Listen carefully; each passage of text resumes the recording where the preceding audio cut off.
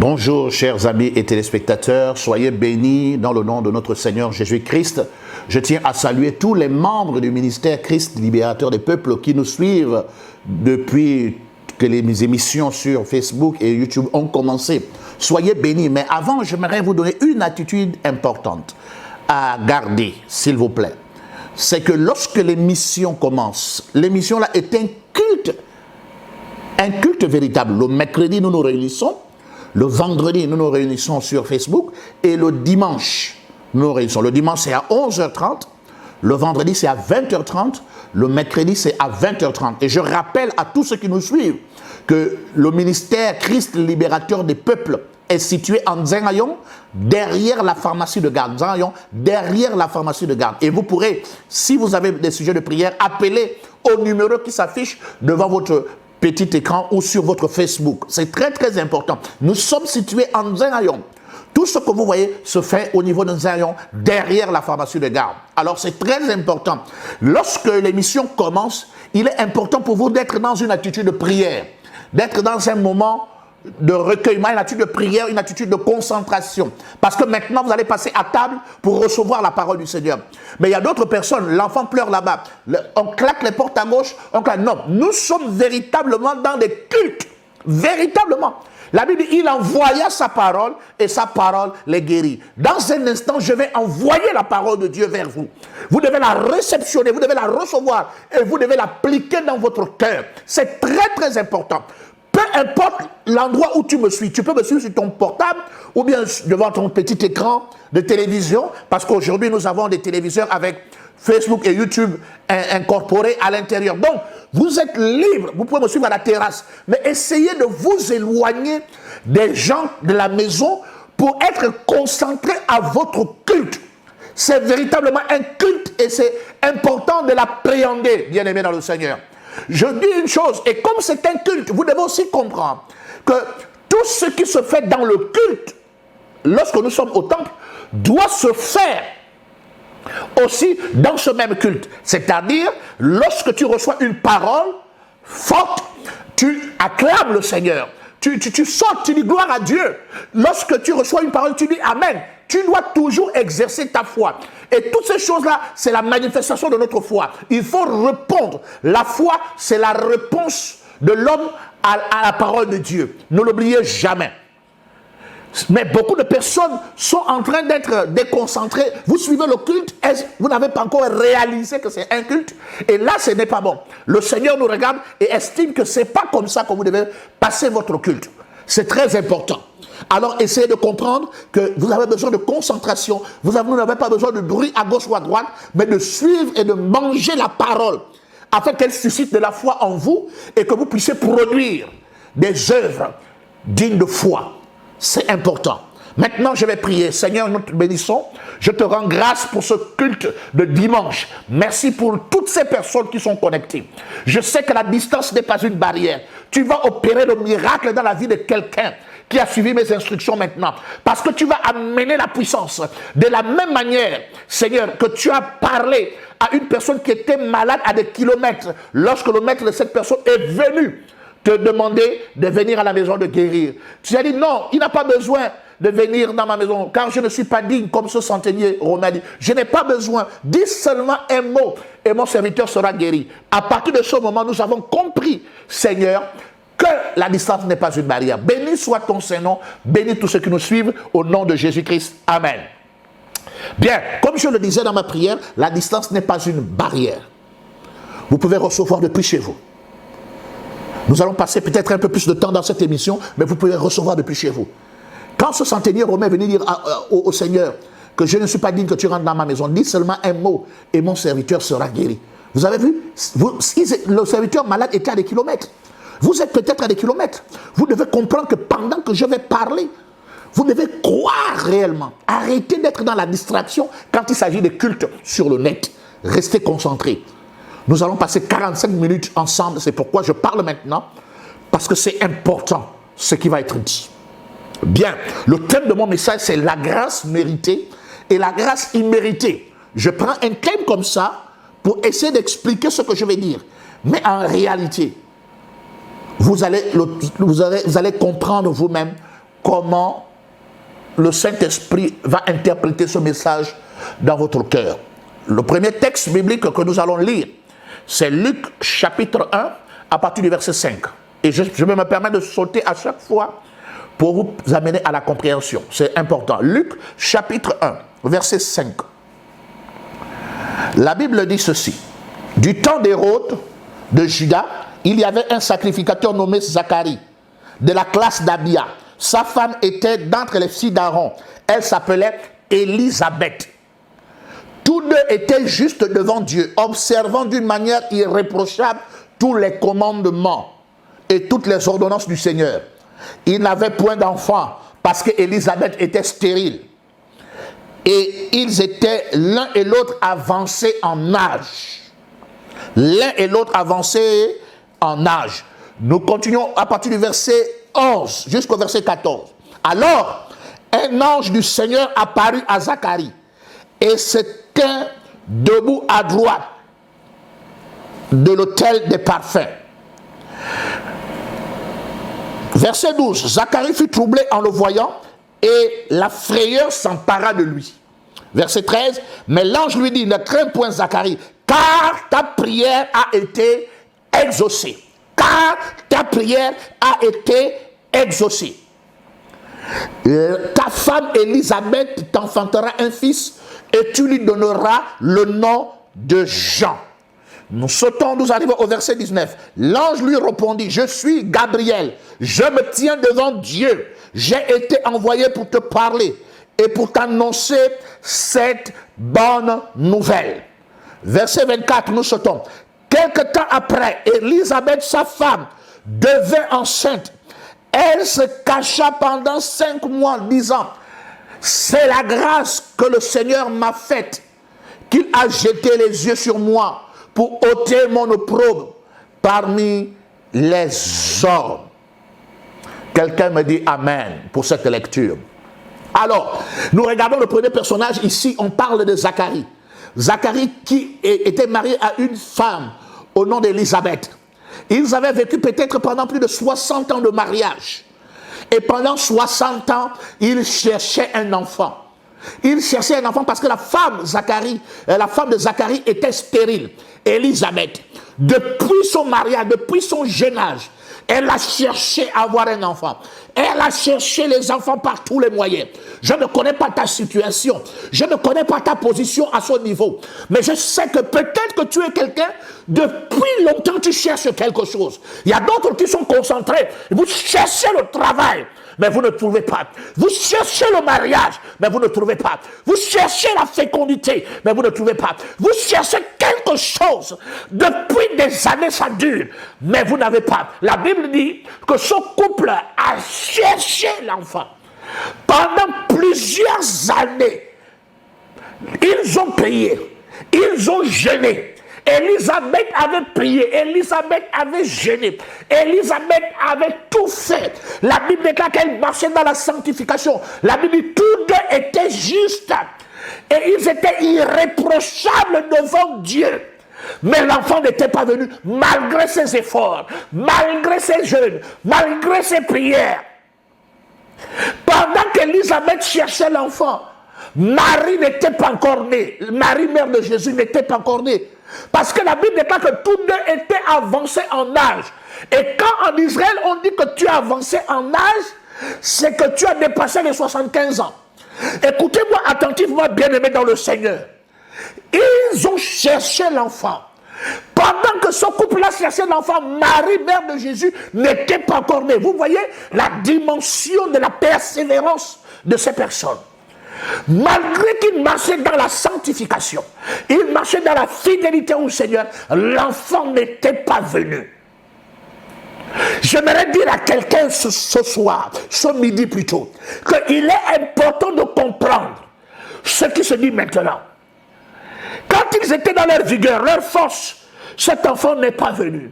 Mais malgré le fait qu'ils cherchaient un enfant, ils n'avaient jamais abandonné le service du Seigneur. Zacharie continuait de servir le Seigneur parce que le sort était tombé sur lui, que c'est lui, parce qu'il était un sacrificateur. Le sort est tombé sur lui, par grâce. Et c'est lui qui devait faire le service. Mais la Bible dit que pendant qu'il faisait le service, un ange a apparu, Gabriel. Écoutez-moi attentivement. Cette femme a cherché l'enfant avec son mari. Et quand l'ange arrive, c'est Gabriel qui arrive pour les honorer de leur persévérance, de leurs efforts, de tout ce qu'ils ont fait. La Bible dit qu'ils ont envoyé des tonnes et des tonnes de prières vers Dieu. À la 10e année, l'enfant n'est pas 20 ans après, 30 ans après, 40 ans après. Mais la Bible dit, l'ange dit au verset 12, il dit, au verset 13, mais l'ange lui dit, ne crains point Zacharie, car ta prière a été exaucée. C'est au passé. Ta prière a été exaucée. Donc, parce qu'eux, ils marchaient selon la loi. Et il faut comprendre que Élisabeth et Zacharie étaient type de l'Ancien Testament. Et ça, je vais vous le montrer. Et souvent que dans l'Ancien Testament, il fallait faire des efforts. Il fallait faire beaucoup de choses pour plaire à Dieu. Et c'est cela. Mais cette femme, vous voyez, a cherché l'enfant. Mais elle n'a pas trouvé. C'est à un moment donné, dans sa vieillesse, la Bible dit que l'ange est venu. Et a dit à son mari que ta femme Élisabeth sera enceinte. Elle sera enceinte. Il a commencé à douter parce qu'il s'est dit, mais c'est pas vrai. Comment cela? Moi qui ai cherché l'enfant partout, tu me dis non. Et elle sera enceinte. Et l'enfant qui sera dans son ventre ne doit boire ni vin ni liqueur forte. C'est un enfant sanctifié. Un enfant mis à part. Mais ce qui m'intéresse dans cela, c'est que la grâce est venue. Parce qu'ils ont prié, ils ont persévéré. Et Dieu les a exaucés. Est-ce vraiment une grâce? Élisabeth répond au verset 25 en disant, c'est la grâce que le Seigneur m'a faite quand il a jeté les yeux sur moi pour ôter mon opprobre parmi les hommes. Mais écoutez le verset maintenant qui suit. Au 6e mois, le même ange, l'ange Gabriel, fut envoyé par Dieu dans une ville de Galilée appelée Nazareth, auprès d'une vierge fiancée à un homme de la maison de David nommé Joseph. Le nom de la vierge était Marie. L'ange entra chez elle et dit, je te salue, toi à qui une grâce a été faite, le Seigneur est avec toi. Je voulais vous rappeler que dans le cadre d'Élisabeth, my God, dans le cadre d'Élisabeth, marchant dans la loi, son mari étant sacrificateur, marchant dans la loi, l'ange n'a pas apparu à Élisabeth parce que dans la loi, la femme n'était pas considérée comme dans la nouvelle alliance. Le mari qui faisait le service, l'ange l'a apparu pour dire, il faut dire à ta femme que tu seras enceinte. Oh, la loi était cruelle, la loi était terrible, la loi était dure face à la femme.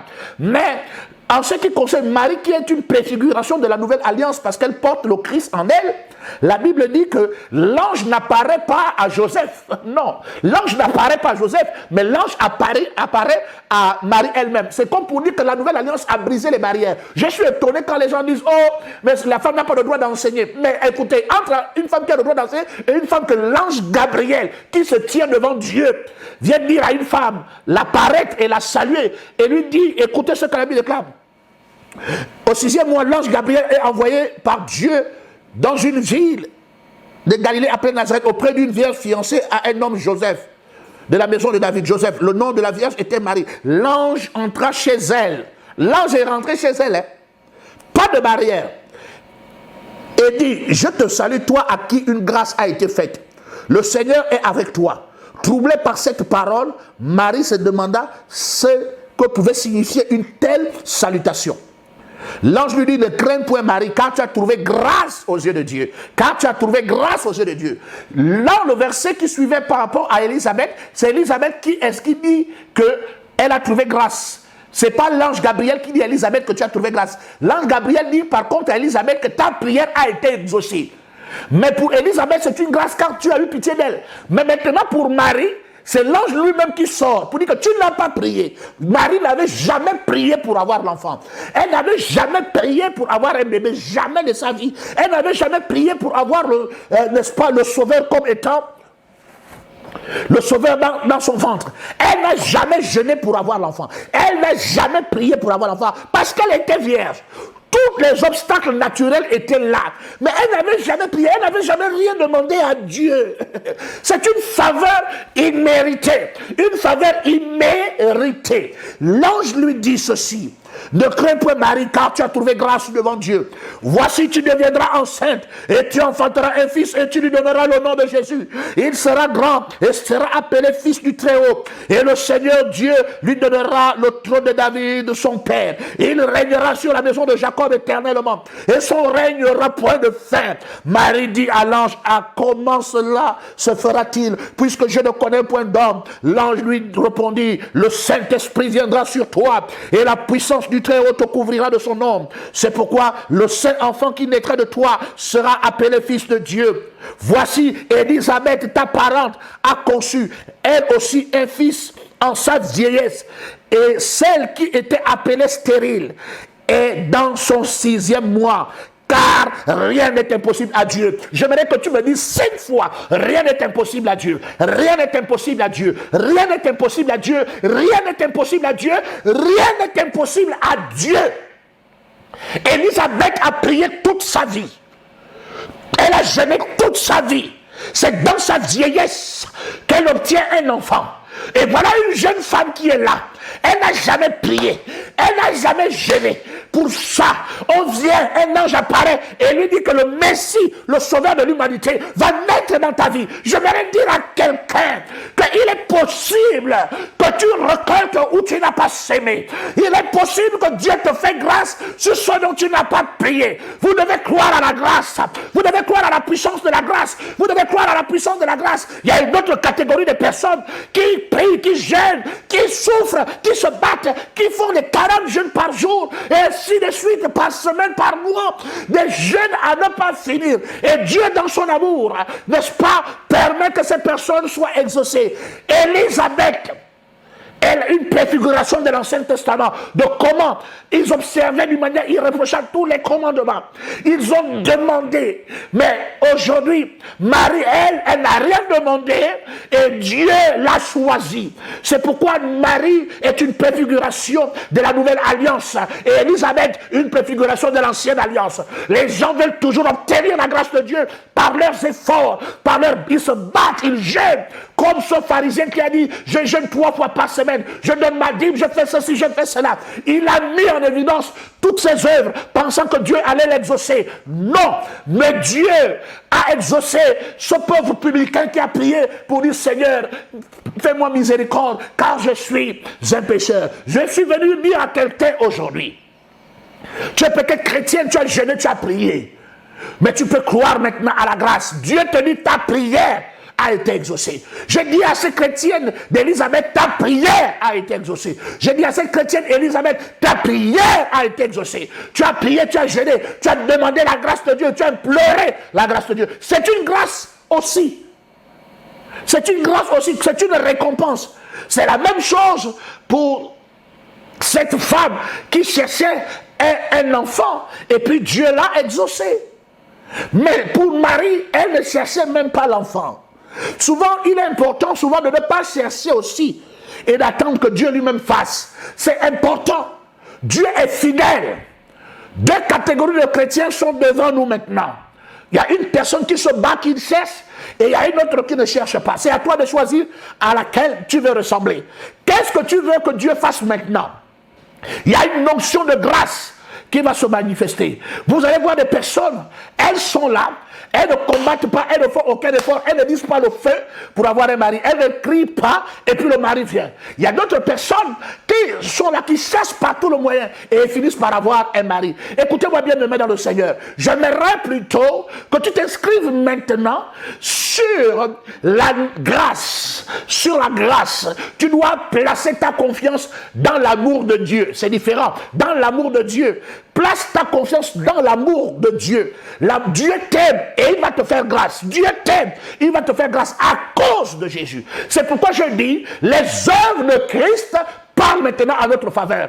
Les œuvres de Christ sont suffisantes pour que tu sois béni. Les œuvres de Christ, de ce qu'il a fait, de toute la souffrance qu'il a eue, il a eu pour toi. C'est pourquoi aujourd'hui, tu peux être béni. Parce que Joseph, n'est-ce pas, est de la tribu de quoi? De Judas. Donc vous comprenez qu'il y a un lien avec la famille du Christ. C'est important.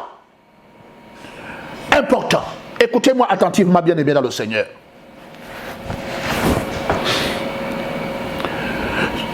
Parfois, quand on dit chercher et vous trouverez, ce n'est pas forcément ça. Marie n'a rien cherché, mais elle a trouvé. Marie n'a rien cherché, mais elle a trouvé.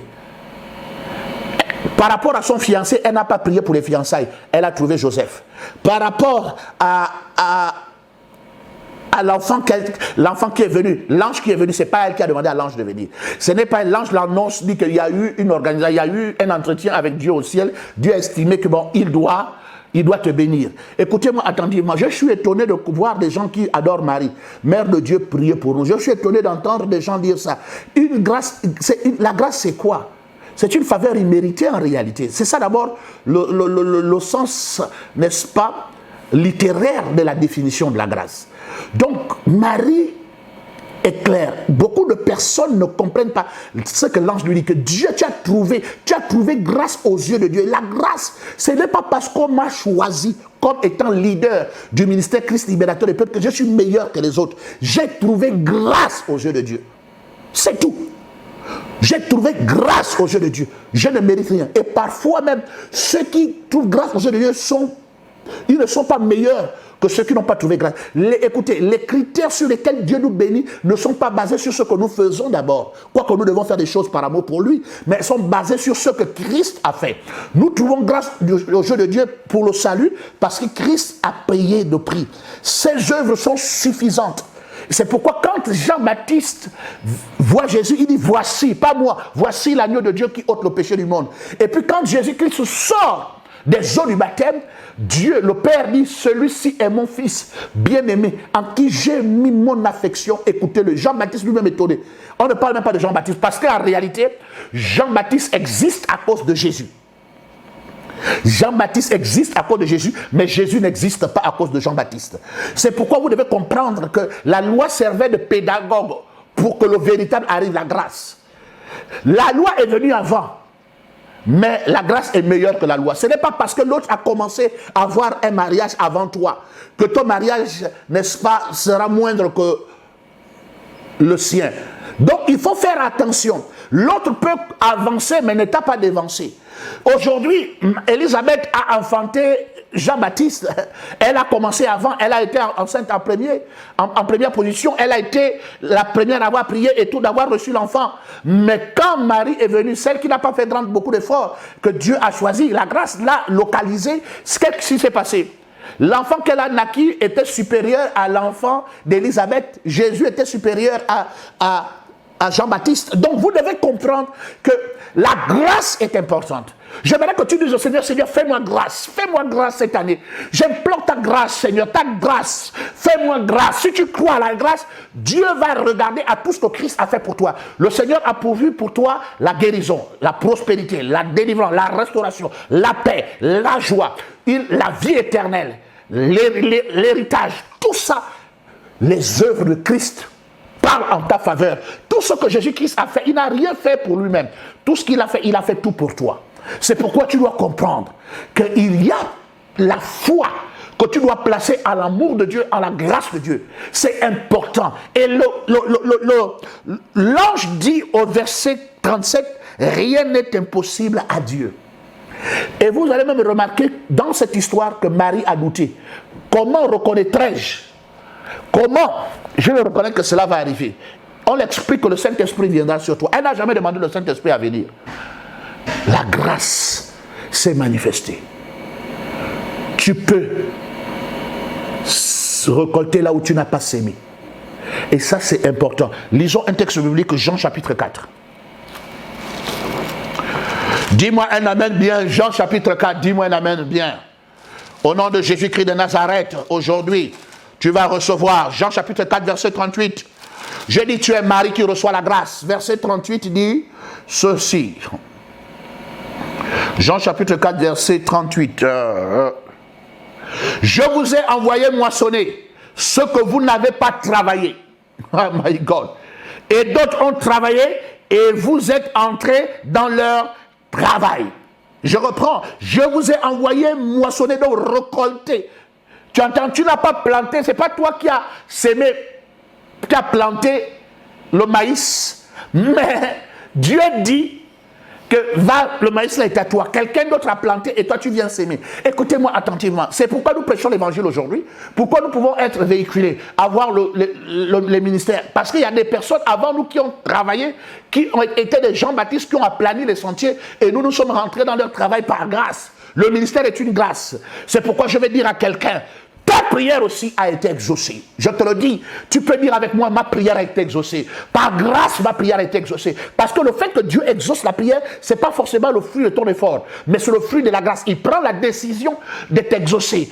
Aujourd'hui, dans la nouvelle alliance, il nous exauce à cause de Christ, parce qu'il nous aime d'un amour éternel. C'est pourquoi, Seigneur, tu dis, Seigneur, à cause de ton amour, merci parce que par grâce, je suis comme Marie, qui reçoit cette année la fécondité. Je suis comme Marie, qui reçoit cette année la guérison. Je suis comme Marie, qui reçoit cette année l'élévation. Je suis comme Marie, qui reçoit cette année la bénédiction dans mes affaires. Au nom de Jésus, implore la grâce pour tes affaires, la prospérité de tes affaires. Demande à ta maison, à l'ange de rentrer dans ta maison, d'annoncer une bonne nouvelle. Pendant que je suis en train de parler, je lance une bonne nouvelle à quelqu'un. Je dis, tu vas te marier au nom de Jésus. Je déclare que tu réussiras au nom de Jésus. L'ange qui Dieu, qui a inspiré ce message, te parle. Tu es Marie ou tu es Elisabeth.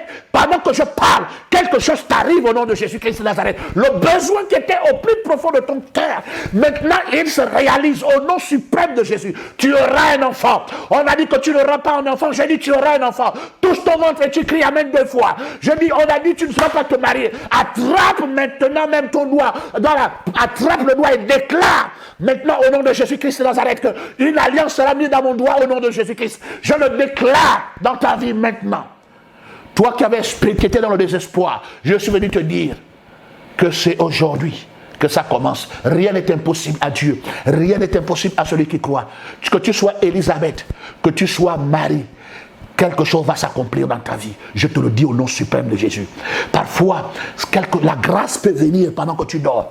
Pendant que tu n'as pas soupçonné, tu tomberas enceinte. Pendant que tu n'as pas imaginé, tu as fait tes calculs. Mais tu vas même tomber enceinte lorsque tu ne seras pas dans l'ovulation. Parce que Marie, elle n'était pas stérile, mais elle était vierge. Mais elle a quand même eu un enfant. À plus forte raison, toi. Donc, la grâce, c'est la grâce. La grâce, c'est la grâce. Sois béni au nom de Jésus-Christ. Saisis ce message par la foi et reçois ton miracle. J'ai dit, reçois ton miracle. Reçois ta faveur. Reçois ton mariage. Reçois ton élévation. Reçois ta prospérité. Reçois tes affaires. Au nom de Jésus, tu montes à un autre niveau. Voilà ce que j'avais à dire ce matin. Et je crois que Dieu t'accompagne. Il est fidèle. Au nom de Jésus-Christ de Nazareth. Je suis l'apôtre Daniel Guibault, j'étais heureux d'être avec vous et nous continuons notre culte mercredi, vendredi et dimanche prochain. Soyez bénis, gardez la foi, Dieu est vivant, il n'a pas changé, il ne nous a pas abandonnés. Vous êtes Elisabeth, vous êtes Marie, vous êtes graciés au nom de Jésus. Amen.